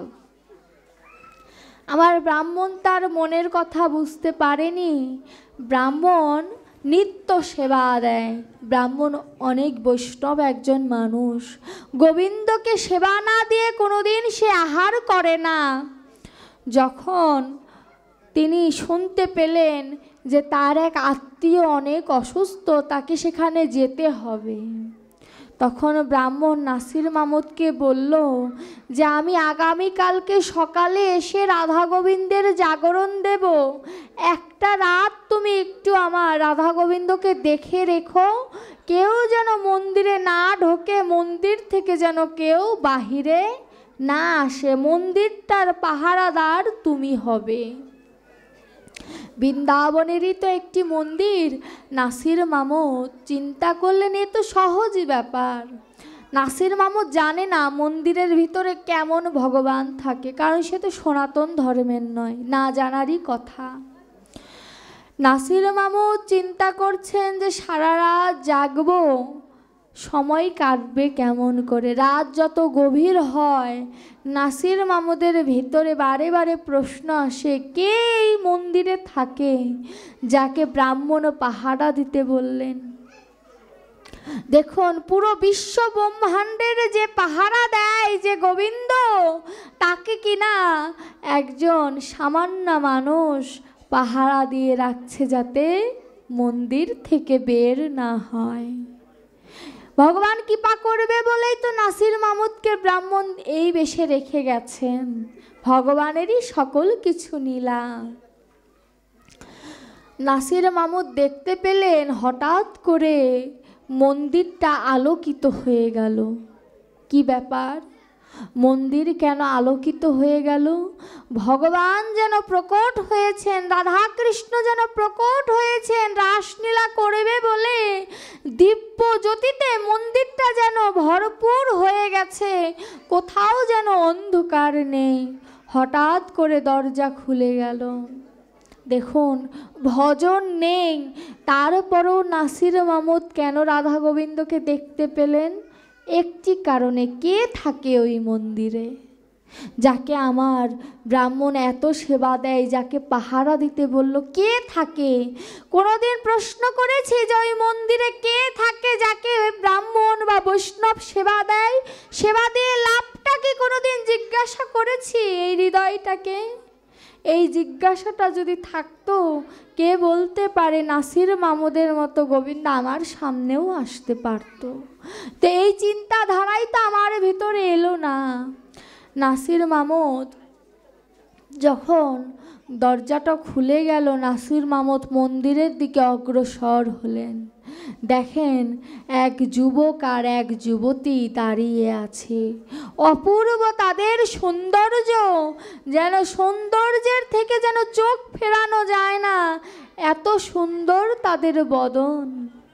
ভগবান শ্রীকৃষ্ণ বলছে, নাসির আমার রাস্তা ছেড়ে দাও, আমি নিধুবনে যাব, রাসের জন্য গোপিকাগণ অপেক্ষা করছে, তুমি আমার রাস্তা ছেড়ে দাও। তখন নাসির মামুদ বলছে, তোমায় তো যেতে দেব না, ব্রাহ্মণ আমায় আদেশ করেছে যেন মন্দির থেকে কেউ বাহিরে না যায়, বাহির থেকে যেন কেউ ভেতরে না আসে। তোমায় যদি আমি যেতে দিই, ব্রাহ্মণের কথা তো আমার রাখা হবে না, ইহ জগতে ব্রাহ্মণ ছাড়া আমার কেউ নেই, আমি ব্রাহ্মণের কথা অমান্য করতে পারবো না। নাসির মামুদের এমন কথা শুনে আমার গোবিন্দ যেন হেসে উঠেছে আর বলছে, বা বলিহারি, উত্তম হাতে তালি দিয়ে বলছে, বলিহারি এমন ভক্তই তো আমার চাই, তুমি রাসে যাওয়ার যোগ্য। নাসির মামুদ তিনি বৃন্দাবনের রাস দেখার সৌভাগ্য তার হয়েছিল। নাসির মামুদকে বলল, তুমি কি আমাদের সাথে যাবে? আমাদের সাথে যাবে, আবার আমাদের নিয়ে তুমি মন্দিরে চলে আসবে। নাসির মামুদ বলল, ঠিক আছে চলো। পেছনে পেছন যায়, যেতে যেতে আমার রাধারানীর বাম চরণের নুপুরটা পড়ে গেছে। নাসির মামুদ তুলে নিয়েছে, তুলে দেখছে ওই নুপুরটা স্পর্শ করা মাত্র নাসির মামুদের ভিতরে ভক্তির সঞ্চার হয়েছে, যেন অষ্টসাত্ত্বিক ভাবের বিকার ঘটেছে তার ভিতরে। যখন অষ্টসাত্ত্বিক ভাবের বিকার ঘটেছে, নাসির মামুদের মুখে আর কোনো ভাষা নেই। নাসির মামুদ ওই নুপুরটা হৃদয়ে রেখে রাধা গোবিন্দের লীলা দর্শন করছে। রাসলীলা দর্শন করার জন্য পূর্বজন্মের সুকৃতির প্রয়োজন আছে, যে কিনা সর্বনীলার চূড়ামণি রাসলীলা, যেখানে গোপী আর গোবিন্দের মিলন ঘটে, আত্মসমর্পণের নীলা, সেই নীলা নাসির মামুদ অন্য ধর্মের হয়ে দর্শন করল। কেন? ভক্তি ছিল বলে। যখন নাসির মামুদ দর্শন করলেন, দর্শন করা শেষ হলো, বিশ্রাম হলো, শেষ তো বলা চলে না, আজও নিধু মনে রাস চলছে। এই বিশ্ব ব্রহ্মাণ্ড যতদিন আছে ততদিন রাস চলছে, রাসের কোনো বিরাম নাই। যখন গোবিন্দ বিশ্রাম দিয়ে মন্দিরের উদ্দেশ্যে গেলেন, আবার আগের মতো মন্দিরের দরজা বন্ধ হয়ে গেল। মন্দিরের দরজা বন্ধ হয়ে গেল। সকালে ব্রাহ্মণ আসলেন। ব্রাহ্মণ এসে যখনই জাগরণ দেবে, নাসির মামুদ হাতটা ধরেছে, ধরে বলছে, ব্রাহ্মণ কিছুক্ষণ আগেই তারা মন্দিরে গেল, নাম তো জানে না। বলছে, কিছুক্ষণ আগেই তারা মন্দিরে গেল, তুমি তাদেরকে ডেকো না, খানিক তারা শয়নে থাকুক, শয়ন থেকে কিছুক্ষণ পরে ওঠাও। ব্রাহ্মণ ভাবছে এক রাত জেগে হয়তো নাসির মামুদের মাথাটা নষ্ট হয়ে গেছে। নাসির মামুদকে বলছে, তুই কি পাগল হয়ে গেলি? প্রতিমা কিভাবে চলন্ত হতে পারে? দেখুন, ব্রাহ্মণ সারা জীবন পূজা করার পরে বলে ফেললো প্রতিমা কিভাবে চলন্ত হতে পারে। বিশ্বাস নাই। ভগবান বললেন, যেখানে বিশ্বাস নাই সেথায় গোবিন্দও নাই। নাসির মামুদ তার ওই নুপুরটা দেখালো, যে একজন মেয়ে ছিল, তার সাথে তার বাম অঙ্গের নুপুরটি আমার হাতে। ব্রাহ্মণ একটু মন্দিরের দরজা খুলে দেখলেন রাধারানীর বাম চরণের নুপুরটি নাই। যখনই এই দর্শন করেছে, ব্রাহ্মণ নাসির মামুদের চরণে পড়ে গেল, বলছে, আমার ভজন হলো না নাসির মামুদ, তুই কেমন করে নীলা দর্শন করলি? নাসির মামুদ তো কিছুই বুঝতে পারছে না। সে তো নীলা বুঝছে না, সে ভাবছে এক যুবক যুবতী বনে গিয়েছিল, সেখানে অপূর্ব নৃত্য তারা করেছে, আর কিছুই তো সে জানে না। ব্রাহ্মণ বলছে, তুই যাকে দেখেছিস সে তো আমার প্রাণ গোবিন্দ রে, সে তো ভগবান। যখন বলেছে নাসির মামুদে ওই যে নূপুরকে স্পর্শ করেছে, হৃদয়ে তো ভক্তির সঞ্চার হয়ে গেছে, ভক্তির সঞ্চার হয়ে গেছে। তখনই নাসির মামুদ বলল, হে প্রভু, দেখা যখন দিলে করুণা কেন করলে না? দেখা যখন দিলে তুমি করুণা কেন করলে না? কেন করুণা করলাম না জানিস নাসির? ভগবান বলছে, নাসির ছাড়া কেউ শোনে না। নাসিরকে ভগবান বলছে, ওরে নাসির, করুণা যদি তোকে করতাম, ব্রাহ্মণ কতটা ভক্ত হয়েছে আমার জানা হতো না।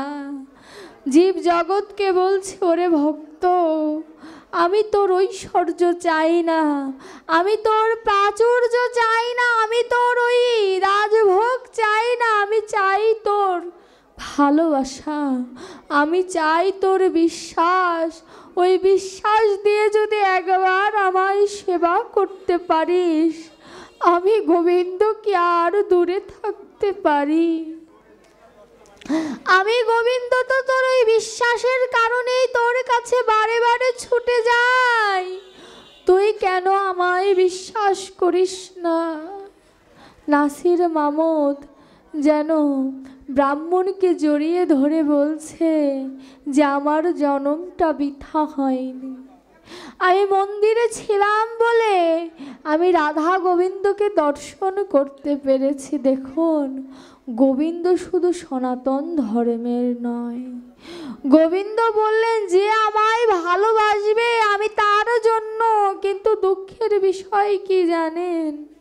নাসির মামুদ বৈষ্ণব হয়ে গেল, বৈষ্ণবীয় পদাবলী লিখলো, কিন্তু আমি সনাতন ধর্মের হয়ে কি করলাম?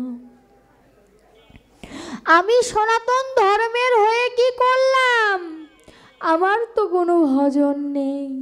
ভগবান বলেছে গীতা অধ্যয়ন করো, করি না। ভগবান বলেছে সাধু সঙ্গ করো, করি না। ভগবান বলেছে ভক্তের চরণ ধুলি দিয়ে নিজের অভিষেক করো, করি না। ভগবান বলেছে যে তুমি যদি শ্রবণ করতে পারো পরীক্ষিত মহারাজের মতো, আমি তোমাকেও উদ্ধার করব। কিন্তু ভজন কি করতে পারি?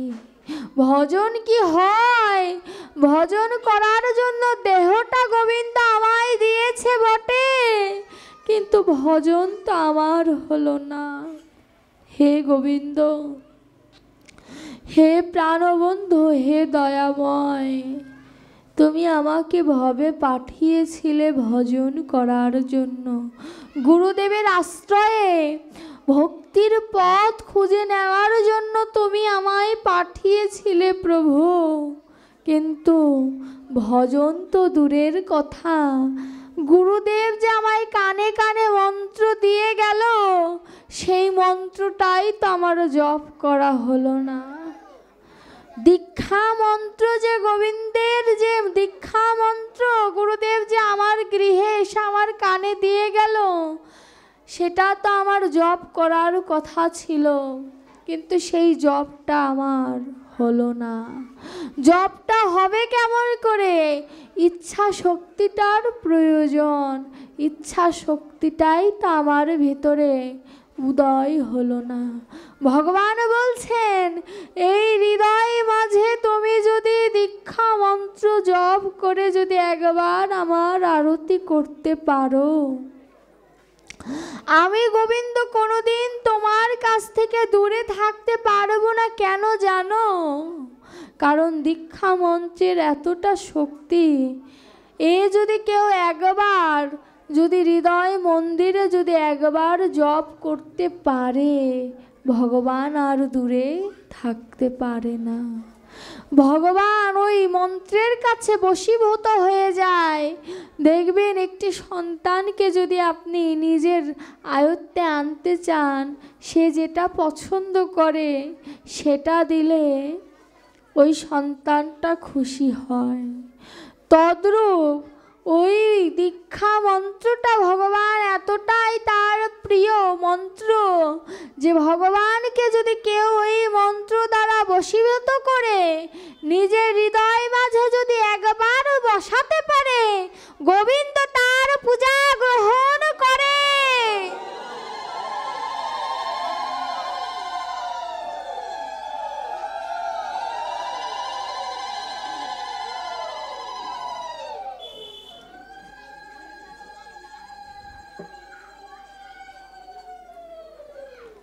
গোবিন্দ তার পূজা গ্রহণ করে, কারণ ভগবান ভক্তের সকল কিছু গ্রহণ করার জন্য প্রস্তুত আছে। একবার যদি ভক্ত আকুল কণ্ঠে বলতে পারে, হে প্রভু, তোমার আমি ছাড়া তোমার হয়তো অনেক ভক্ত আছে, কিন্তু তুমি ছাড়া ভগবান এই অধমের কেউ নাই। এ কথা যদি কেউ আকুল কণ্ঠে বলতে পারে, কথাটা কি? হে ভগবান, আমি ছাড়া তোমার হয়তো ত্রিভুবনে অনেক ভক্ত আছে, কিন্তু আমার তো তুমি ছাড়া কেউ নেই। এই কথা যদি কেউ আকুল কণ্ঠে নিবেদন করতে পারে, ভগবান বললেন, আমি কোনোদিন দূরে থাকতে পারি না। ভগবান তো এটাই প্রতি পদে পদে বিপদে ফেলে বুঝিয়ে দেয় যে সংসারের সকল কিছু যে আমার আমার করো, সংসারের কেউ তো কারণ নয়। এসেছো বাণিজ্য লাভে, বাণিজ্য অর্থাৎ কৃষ্ণ নামের ভক্তির বাণিজ্য লাভে এসেছো। এই বাণিজ্য লাভে তুমি যদি জয় করতে পারো তবে দেহের সার্থকতা। আর যদি হেরে যাও, যা আসল ছিল তাও যদি হারিয়ে ফেলো, তাহলে তোমার গতিটা কেমন হবে জানো? আবার সেই পিছনের জনিতে তোমার জন্ম হবে, আবার লক্ষ লক্ষ জনম তোমায় ভ্রমণ করতে হবে। ভগবান বললেন যে আমি চাই না যে তোমরা অমৃতের পুত্র হয়ে লক্ষ লক্ষ জনম ভ্রমণ করো, আমি চাই তোমরা আমাকে লাভ করো, আমাকে লাভ করো, এটাই আমি চাই। তাই তো সকল প্রথা বাদ দিয়ে একটি কথাই বারে বারে বলেছি যে কৃষ্ণ নাম জপ করো, মধুমাখা হরি নাম স্মরণ করো, মধুমাখা হরি নাম নিজের হৃদয়ে ধারণ করার চেষ্টা করো।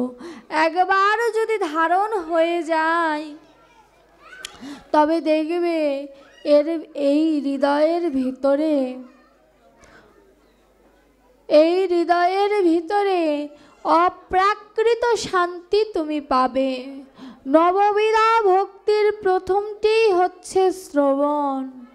শাস্ত্রকার বললেন, শ্রবণে তুমি পরীক্ষিতের মতো হও, কীর্তনে তুমি শীল সুখদেব গোস্বামীর মতো হও, স্মরণে তুমি প্রহ্লাদ মহারাজের মতো হও, বন্দনে তুমি অক্রূরের মতো হও, অর্চনে তুমি পৃথু মহারাজের মতো হও, পদসেবনে তুমি লক্ষ্মী দেবীর মতো হও, দাস্যভাবে তুমি হনুমানের মতো হও, সখ্যভাবে তুমি অর্জুনের মতো হও, আর আত্মনিবেদনে তুমি বলিরাজার মতো হও।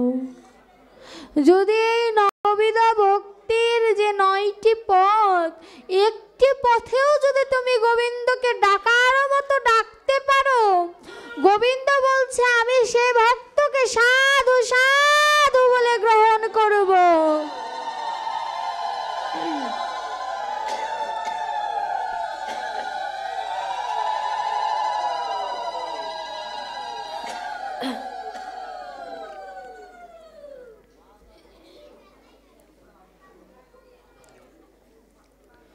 এর জন্য ভগবান বলেছে কতগুলো পথ, সহজ পথ তোমায় খুলে দিয়েছি, সহজ পথ তোমায় খুলে দিয়েছি, তারপরও তুমি আমায় ডাকতে চাও না, তুমি আমায় ভালোবাসতে চাও না।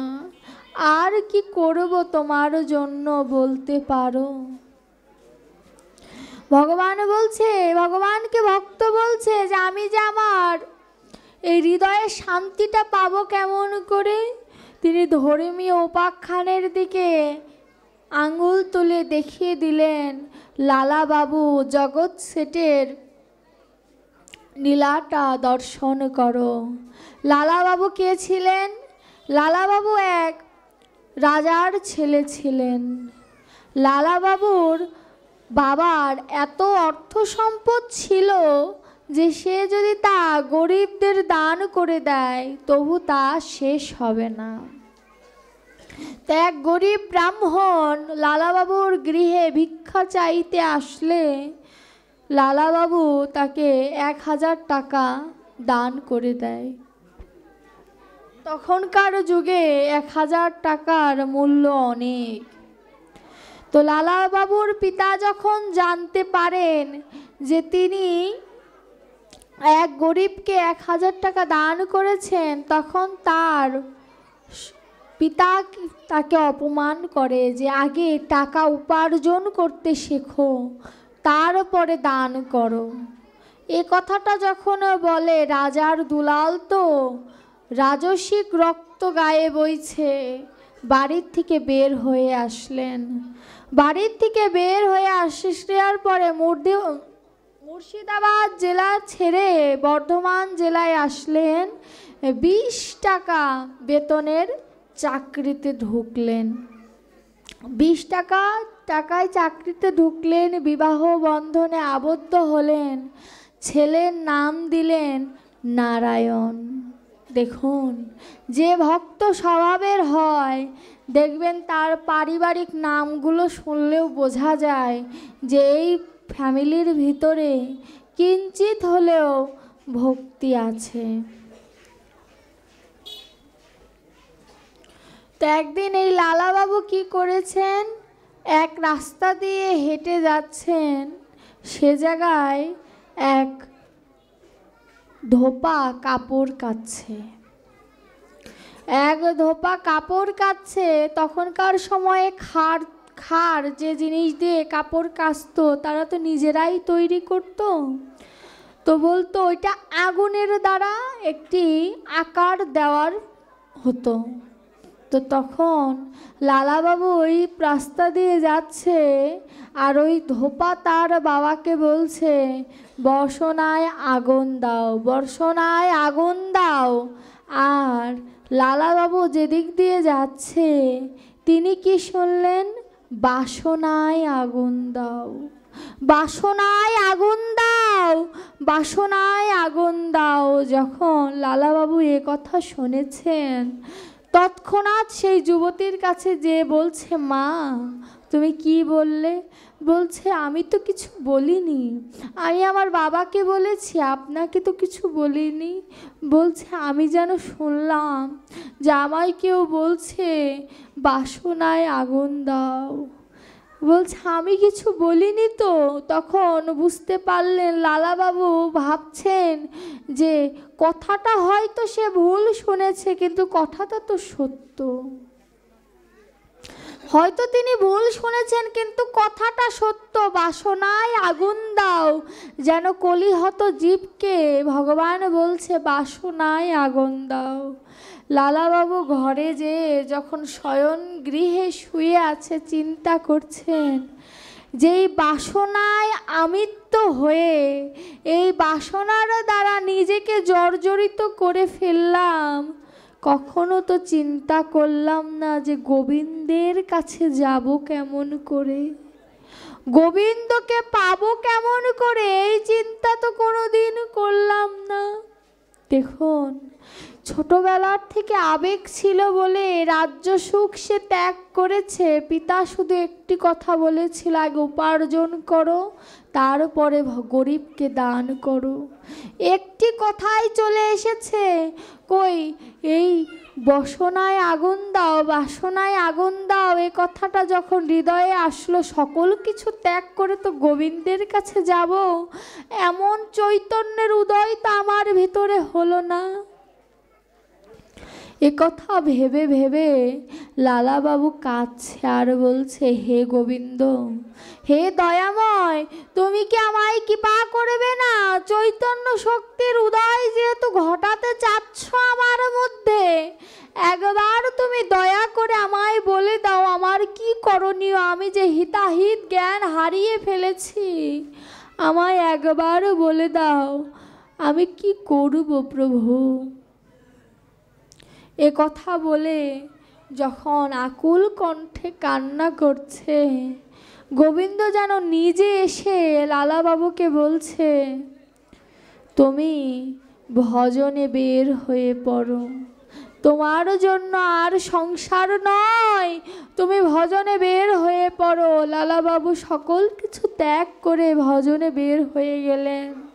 তিনি এক গুহার মধ্যে ভজন করতেন, আর পুরোহিত মশাই প্রতিদিন তাকে সেবার জন্য কিছু প্রসাদ তাকে দিয়ে যেতেন।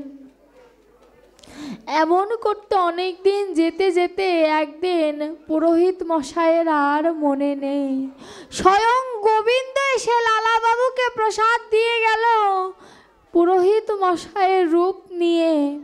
তখনও পুরোহিত মশাই ভাবছে, আজ কেন পুরোহিতকে এমন লাগছে?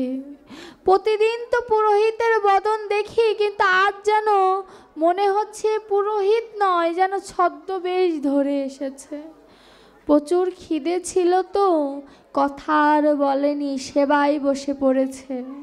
ভগবান অদৃশ্য হয়ে গেল। আর যখন বাস্তব পুরোহিত মশাই এসে যখন প্রসাদ নিয়ে আসলেন, তখন আমার লালাবাবু বলছে, তুমিই তো কিছুক্ষণ আগে এই যে পূজার থালায় আমায় প্রসাদ দিয়ে গেলে। পুরোহিত মশাই পূজার থালা দেখে বুঝতে পারলেন যে তো রাধা গোবিন্দকে যে পাত্রে প্রসাদ নিবেদন করা হয়, সেই পাত্র স্বয়ং গোবিন্দ এসে লালাবাবুকে দিয়ে গেছে যে তুমি সেবা নাও।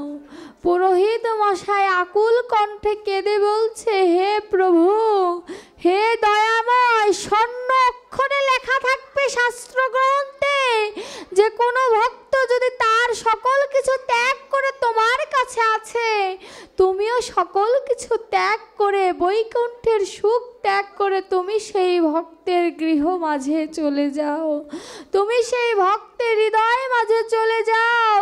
যদি কোনো ভক্ত তোমায় আকুল কণ্ঠে আকুল প্রাণে যদি তোমায় ডাকতে পারে,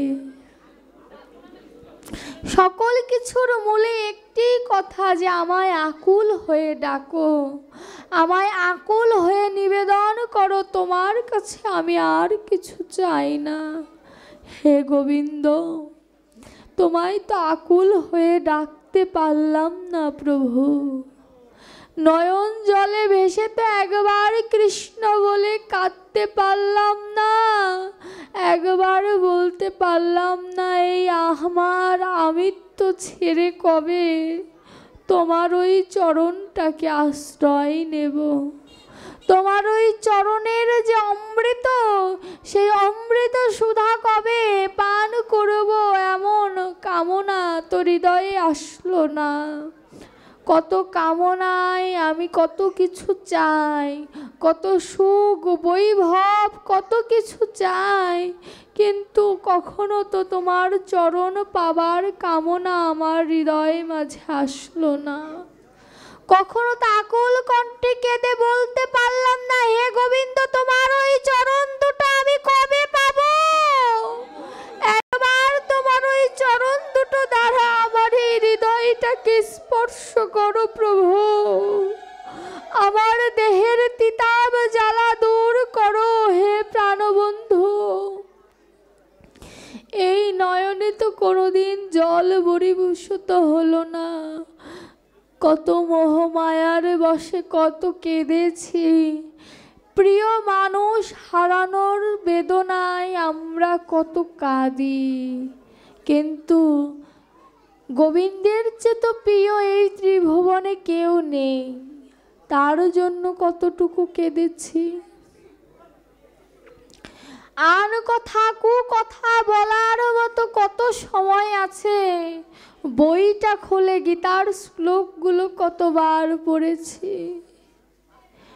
কখনো ভেবে দেখেছি যে এই আয়ুকালটা স্বল্প সময়, কখন শেষ হয়ে যায়। মোমবাতি যখন ধরানো হয়, মোম যখন শেষ হয়ে যায় তখন নিভে যায়। তদ্রূপ আমার এই দেহটাও মোমের স্বরূপ। যখন ধরাবে তখন থেকে দিন বাড়ছে, আমরা বলি দিন বাড়ছে, কিন্তু ভজনে যারা আছে তারা বলছে দিন দিনে দিনে কমে যাচ্ছে। দিন কোনো দিন বাড়ে না, দিন সর্বদা কমে যায়। বয়স বাড়ছে আর ভগবানের কাছে যাওয়ার সময়টা কমে আসছে। এই যে কমে আসছে, ভজনের রাস্তাটা তো অনেক বড়। আমি যে ভজন করছি না, গোবিন্দ আমায় কৃপা চাইলেও কি করতে পারবে বলুন? পরীক্ষার খাতায় এক ছাত্রী সব কিছু লিখলো, কিন্তু তার রেজিস্ট্রেশন নাম্বার আর রোল নাম্বার যদি ভুল লেখে, ছাত্রী যতই ভালো স্টুডেন্ট হোক ফেল তো করবেই। তদ্রূপ ভজনে তুমি যতই থাকো না কেন, যদি তোমার মনটা চরণে, কৃষ্ণের চরণে যদি নিয়োজিত না থাকে, তুমি যত ভক্তি সম্পন্নাই হও না কেন, যত বৈষ্ণব সেবাই দাও না কেন, যতই বৃন্দাবনে আসো না কেন, মনটাই তো তোমার সঠিক জায়গায় এখনো নিবেদন করা হয়নি। লোক দেখানো ভজন করে লাভ নাই। ভগবান বলছে ভজনটা যত গোপনে রাখবে ততই সার্থকতা। কিন্তু আজ ভজন যতটুকু করি তার থেকে বেশি দেখা যায় মানুষকে দেখাই বেশি। কেমন? ভগবান বলেছে তোমার যেন দ্বাদশ সঙ্গের তিলক আর তুলসীর মালা ছাড়া অন্য কোনো ভজন যেন বাহিরের মানুষ না দেখে, বলেছে তো বাবা। কিন্তু আমরা এখন কি করি? এই তুলসীর মালা আর দ্বাদশ সঙ্গের তিলক বাদে আর যে ভজনগুলো আছে সেগুলোই প্রকাশ করি। যেমন আমি মালা নেই, এই জিনিসটা আমি প্রকাশ করার চেষ্টা করি, তোমরা দেখো আমি মালা নেই। আমি একাদশী করি, জনে জনে বলে বের হই যে আমি একাদশী করি। ভগবান বলল বলো না, যত বলবে তত তোমার ভজনটার প্রতি মায়ার আকর্ষণ বাড়বে। এই যে মালার থলিটা আমি সব জায়গায় বলি, মালাটা হচ্ছে রাসস্থলী। রাস কি কখনো প্রকাশে হয়? গোপনে হয়। যদি মালাটা দেখানোর হতো তাহলে তার উপরে আবরণটা থাকতো না। আবরণটা দেওয়ার অর্থ এই ভজনটা হচ্ছে গোপনের ভজন। মালার থলি নিয়ে যেখানে সেখানে যাওয়া উচিত নয়। বলবে বৃন্দাবনে এসেছি, না, মালাটা তুমি বৃন্দাবনে এসে গলায় ঝুলিয়ে রেখেছো, এটাকে ভজন বলে না। তোমার ভিতরে হয়তো বা কোনো লোভ লালসা বা কিছুই নেই, তবু এটাকে ভজন কেন বলে না জানো? তোমার ওই মালাটা দেখা মাত্র কলি কিভাবে তোমার কাছে ঢুকবে সেই চিন্তা ভাবনা সে প্যাঁচ কাটতে থাকে। এর জন্য ভজনটা তুমি কখন করবে জানো?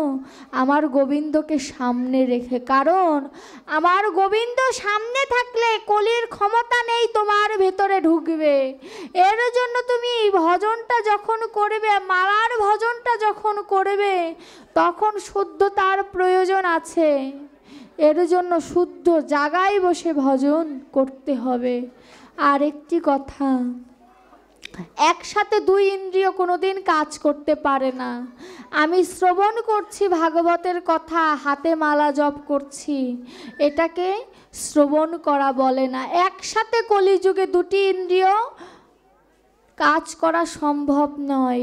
কিন্তু শাস্ত্রকার বলছে মালা যখন জপ করবে বৃন্দাবন লীলা স্মরণ করতে হবে, কিন্তু সেটা শুনে না, হৃদয়ঙ্গম করতে হবে, নিজে নিজে ওই নীলা দর্শন করতে হবে, আর মালার প্যাচ ঘুরবে, তবেই মালা নেওয়া সার্থকতা। এই আগের পাঠে আমার একটা প্রশ্ন এসেছিল, আমি কেন স্বর্ণের রাধা গোবিন্দের লকেট পরেছি।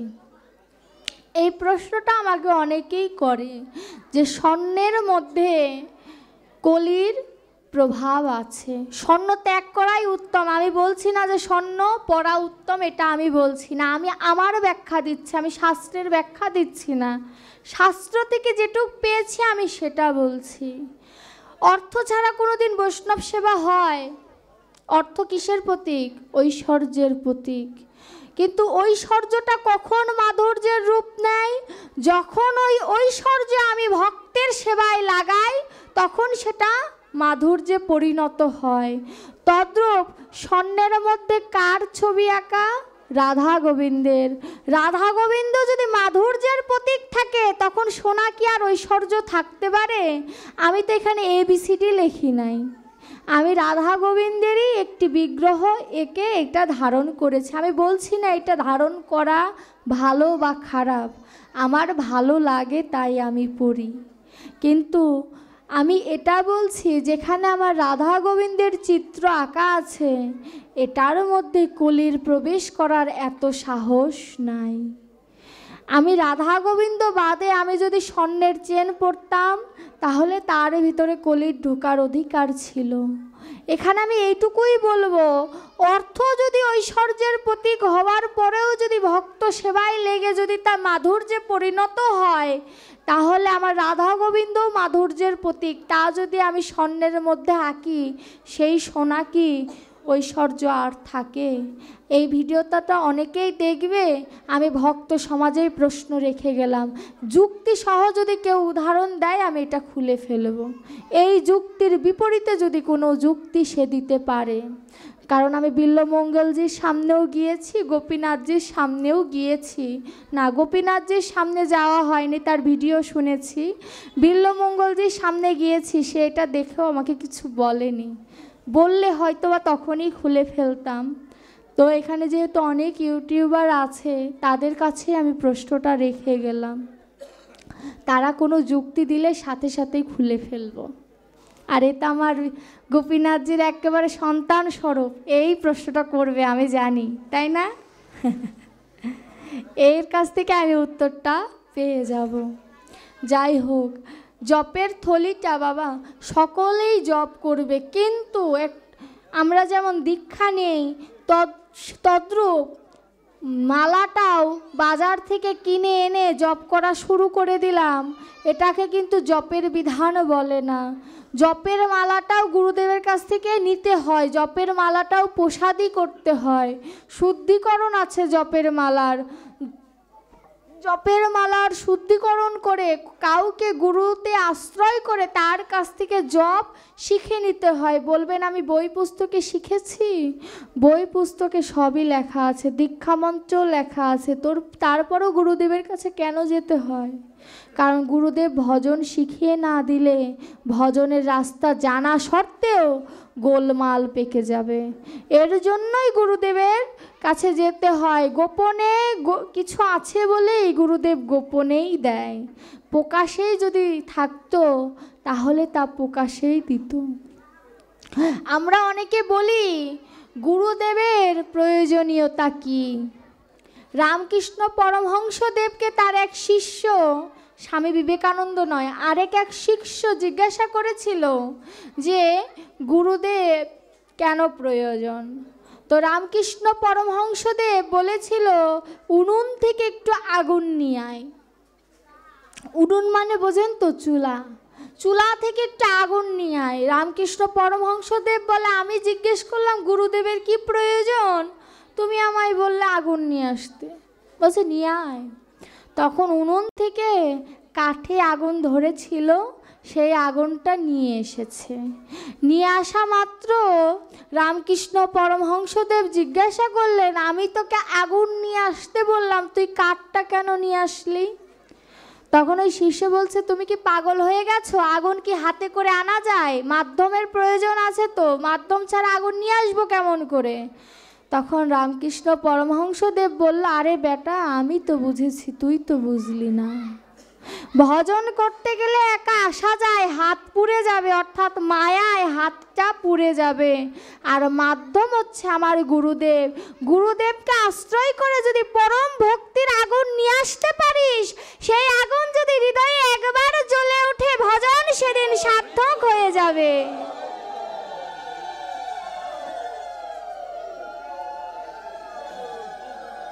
দেখুন, এটাই হচ্ছে ভজন। রামকৃষ্ণ পরমহংসদেব জানিয়ে দিলেন, তিনিও তো গুরু, তিনি এই যে জানালেন, এই যে এটাই গুরুর প্রয়োজন। শিষ্য গুরুদেবকে প্রশ্ন করবে, গুরুদেব উত্তর দেবে। এই যে পর্যায়ক্রমে প্রশ্ন উত্তর, এই প্রশ্ন উত্তর দিতে দিতে একদিন সে পরম ব্রহ্মের দেখা পাবে। এত সহজ নয় পরমের কাছে যাওয়া। পরমের কাছে যেতে হলে পরম বান্ধবের প্রয়োজন। সেই পরম বান্ধব হচ্ছে গুরুদেব। এর জন্য গুরুদেবকে, ওই নিত্যানন্দ স্বরূপ গুরুদেবকে যে আশ্রয় করতে পারবে, তার ভেতরে ভক্তি সত্তা উদয় হবে। এমনকি ভাগবত আসরে বলতে গেলেও গুরুদেবের প্রসাদী ভাগবত সামনে রাখতে হয়।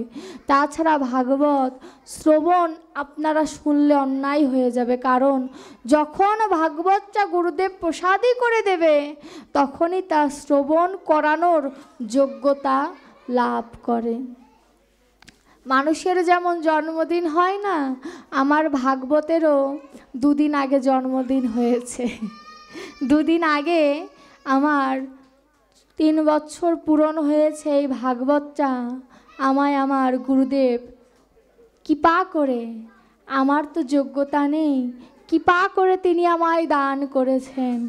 তার চরণের উদ্দেশ্য করে আমি একটি কবিতা নিজে লিখেছি, আপনারা কি শুনবেন?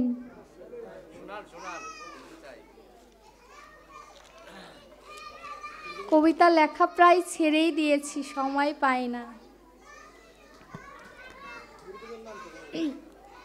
গুরুদেবের চরণে উৎসর্গ করে, ভাগবত গুরুদেবের চরণে উৎসর্গ করে আমার কবিতাটি লেখা। জানি না কেমন হয়েছে। কবিতার নাম ভাগবত এবং গুরুদেব। গুরুদেবের করুণার ছায়ায় খুলে দিল জ্ঞানের পথ, হাতে তুলে দিলেন আমায় অমৃতময় পবিত্র ভাগবত। শ্লোকে শ্লোকে জেগে ওঠে প্রাণে ভক্তির দীপালো, গুরুদেবের কণ্ঠে শুনে উষ্ঠে লাগে শান্তির আলো। ভাগবতের পাতায় পাতায় ফুটে ওঠে চিরসত্যের বাণী, গুরুদেবের দৃষ্টিতে পাই দয়া প্রেম আর প্রাণের টানি। গুরুদেব আর ভাগবত এই দুই আমার সঙ্গী সাথী, তাদের আলোয় আমার মন থাকে চিরদিন ভক্তিমতী। গুরুদেবের উপদেশে দূর হয়ে যায় মনের সব অশান্তি, ভাগবতের আলো ছুঁয়ে দেয় হৃদয়ে পায় নতুন ভক্তিগীতি। তাদের কৃপায় জীবনের পথ হয় শুভ্র সৌভাগ্য ভর্তি। গুরুদেব আর ভাগবতী আমার আত্মার চির আশ্রয় নিবাসস্থলী। সত্যি গুরুদেব আর ভাগবত এই দুজন যদি আমার জীবনে না আসতো, আজ হয়তো ভাগবত পেতাম না। আমার মায়ের ভিতরে আগ্রহ আসতো না যে না, আমার মেয়ে ভাগবত শ্রবণ করাতে পারবে। এই গুরুদেবে প্রথম বলে, ইচ্ছা তুই পারবি, একবার ভাগবতটা নে, তুই পারবি। তখন আমার মা সাহস পেয়েছিল যে না, আমার মেয়ে পারবে। এটাই হচ্ছে গুরুদেবের কাজ। যখন শিষ্য বলে যে আমার দ্বারা সম্ভব না, গুরুদেব তখন বলে না তুমি পারবে, তুমি চেষ্টা করে দেখো। আমি সবসময় বলি যে আমার মানুষের তো অনেক অনেক পরম বান্ধব থাকে, কিন্তু আমার পরম বান্ধব হচ্ছে আমার মাতা পিতা, দীক্ষা গুরু আর ভাগবত গুরু। এই চারজন হচ্ছে আমার পরম বান্ধব। এদের জন্য আশীর্বাদ করবেন কি জানেন? চারজন মানুষের প্রয়োজন হয় শ্মশান ঘাটে যেতে। এদের কাঁধে চড়ে যেন আমি শ্মশানে চলে যেতে পারি, এদের আগে যেন আমার মৃত্যু ঘটে। এদের মৃত্যু সহ্য করার ক্ষমতা আমার নেই। এদের চারজনের কাঁধে যেন এই ইচ্ছার দেহটা শ্মশানে চলে যায়, তবু যেন এরা এই পৃথিবীতে বেঁচে থাকে। এই আশীর্বাদ এই চারজনের জন্য করবেন, আর আমাকে আপনাদের চরণ ধুলি দান করবেন। এই চরণ ধুলির জোরে যেন আপনাদের মতো ভক্ত সঙ্গ, সাধু সঙ্গ যেন আমার করা হয়। মা, ভজন করতে গেলে মায়ের সব থেকে ভূমিকা বেশি কেন জানো? একজন মা তার সন্তানকে উপরে উঠাতে পারে, একজন মা তার সন্তানকে নিচেও নামাতে পারে।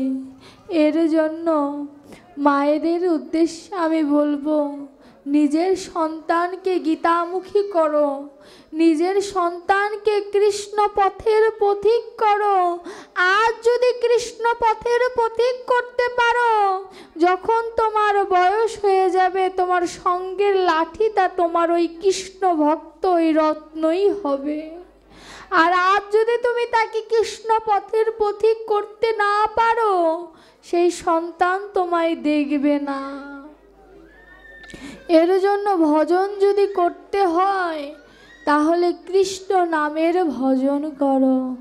আজকাল একটি জিনিস বেশি দেখা যায় যে পাঠক গান বাজনা নিয়ে যায়, তার আসরটা বেশি ভরপুর থাকে, কিন্তু গান বাজনা শোনার উদ্দেশ্যে যেও না, পাঠ শোনার উদ্দেশ্যে যেও, তাহলেই সার্থকতা আসবে। আর আরেকটি সার্থকতা কখন আসবে? যখন সবাইকে এক সারিতে ফেলে সবার কথা যখন শুনবে, তখন তোমার হৃদয়ে ভক্তি আসবে। ভক্তিটা এমন একটি জিনিস যে কখন কার ভিতরে কেমনভাবে উদয় হবে বলাই যাবে না। এর জন্য কাউকে অবমাননা করো না, সবাইকে সম্মান করে, সবাইকে তাদের চরণে নিজের হাত দুটো দিয়ে তাদের চরণ ধুলি অঙ্গে মেখে একটি ধনই চাইবে, সেটা হচ্ছে কৃষ্ণ ধন।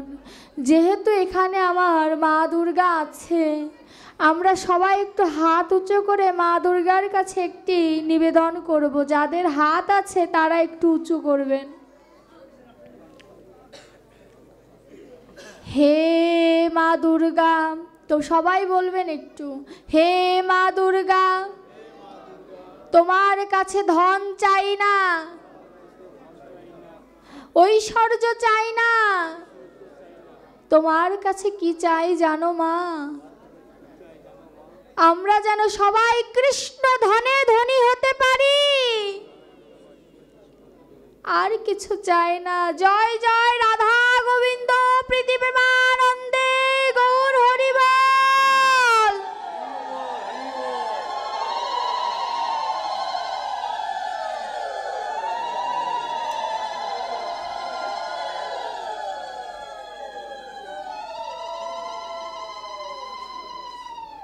আজকের ভাগবত এখানেই বিশ্রাম রাখলাম। সকলে ভক্তের চরণধুলি অঙ্গে মেখে আবার কালকে আসবেন, আগামীকালকে ভাগবত পাঠ করবেন। সৈকত ভট্টাচার্য, সৈকত চক্রবর্তী দাদা ভাইয়ের ভাগবত পাঠ শোনার জন্য আপনারা সকলে আসবেন। হরি বল।